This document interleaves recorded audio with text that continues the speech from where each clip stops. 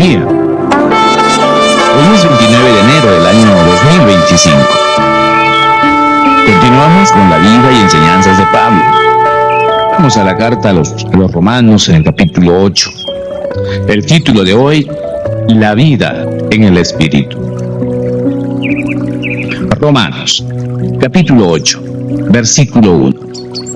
Por tanto, ahora no hay condenación para los que están en Cristo Jesús, los que no andan conforme a la carne, sino conforme al Espíritu. Porque la ley del Espíritu de vida en Cristo Jesús te ha libertado de la ley del pecado y de la muerte. Pues, lo que la ley no pudo hacer, ya que era débil por causa de la carne, Dios lo hizo, enviando a su propio Hijo en semejanza de carne de pecado y como ofrenda por el pecado. Condenó al pecado en la carne para que el requisito de la ley se cumpliera en nosotros, que no andamos conforme a la carne, sino conforme al Espíritu. Porque los que viven conforme a la carne ponen la mente en las cosas de la carne, pero los que viven conforme al Espíritu, en las cosas del Espíritu. Porque la mente puesta en la carne es muerte, pero la mente puesta en el Espíritu es vida y paz. La mente puesta en la carne es enemiga de Dios, porque no se sujeta a la ley de Dios, pues ni siquiera puede hacerlo. Y los que están en la carne no pueden agradar a Dios. Sin embargo, ustedes no están en la carne, sino en el Espíritu. Si en verdad el Espíritu de Dios habita en ustedes.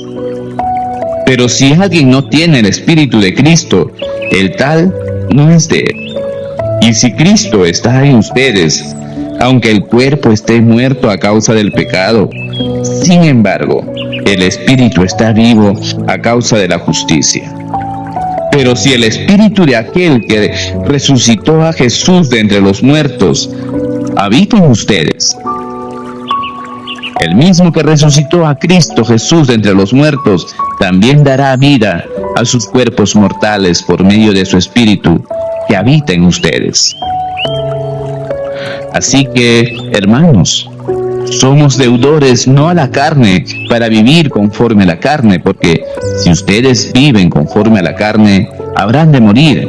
Pero si por el Espíritu hacen morir las obras de la carne, vivirán. Porque todos los que son guiados por el Espíritu de Dios, los tales son hijos de Dios. Pues ustedes no han recibido un espíritu de esclavitud para volver otra vez al temor, sino que han recibido un espíritu de adopción como hijos, por el cual clamamos, Abba, Padre. El Espíritu mismo da testimonio a nuestro espíritu de que somos hijos de Dios. Y si somos hijos, somos también herederos, herederos de Dios y coherederos con Cristo. Si en verdad padecemos con Él, a fin de que también seamos glorificados con Él. Pues, considero que los sufrimientos de este tiempo presente no son dignos de ser comparados con la gloria que nos ha de ser revelada. Porque el anhelo profundo de la creación es aguardar ansiosamente la revelación de los hijos de Dios. Porque la creación fue sometida a vanidad, no de su propia voluntad, sino por causa de aquel que la sometió, en la esperanza de que la creación misma será también liberada de la esclavitud de la corrupción a la libertad de la gloria de los hijos de Dios. Pues sabemos que la creación entera gime y sufre hasta ahora dolores de parto. Y no solo ella, sino que también nosotros mismos, que tenemos las primicias del Espíritu, aún nosotros mismos gemimos en nuestro interior, aguardando ansiosamente la adopción como hijos, la redención de nuestro cuerpo, porque en esperanza hemos sido salvados. Pero la esperanza que se ve no es esperanza, pues, ¿por qué esperar lo que uno ve? Pero si esperamos lo que no vemos, con paciencia lo aguardamos. De la misma manera, también el Espíritu nos ayuda en nuestra debilidad. No sabemos orar como deberíamos, pero el Espíritu mismo intercede por nosotros con gemidos indecibles. Y aquel que escudriña los corazones sabe cuál es el sentir del Espíritu, porque Él intercede por los santos conforme a la voluntad de Dios. Y sabemos que para los que aman a Dios, todas las cosas cooperan para bien. Esto es, para los que son llamados conforme a su propósito. Porque a los que de antemano conoció, también los predestinó a ser hechos conforme a la imagen de su Hijo, para que Él sea el primogénito entre muchos hermanos. A los que predestinó, a esos también llamó.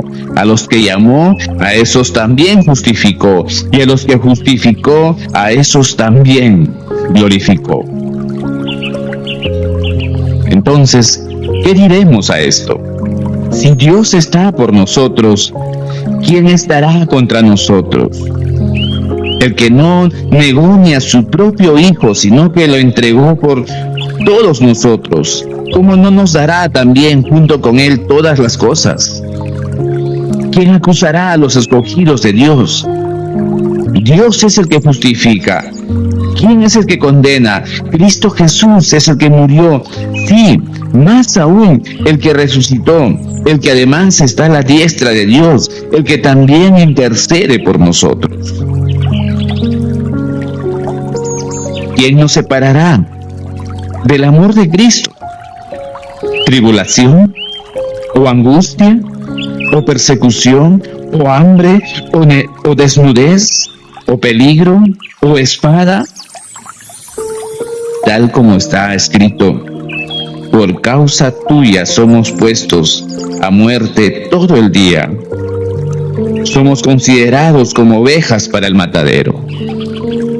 Pero en todas estas cosas somos más que vencedores por medio de aquel que nos amó.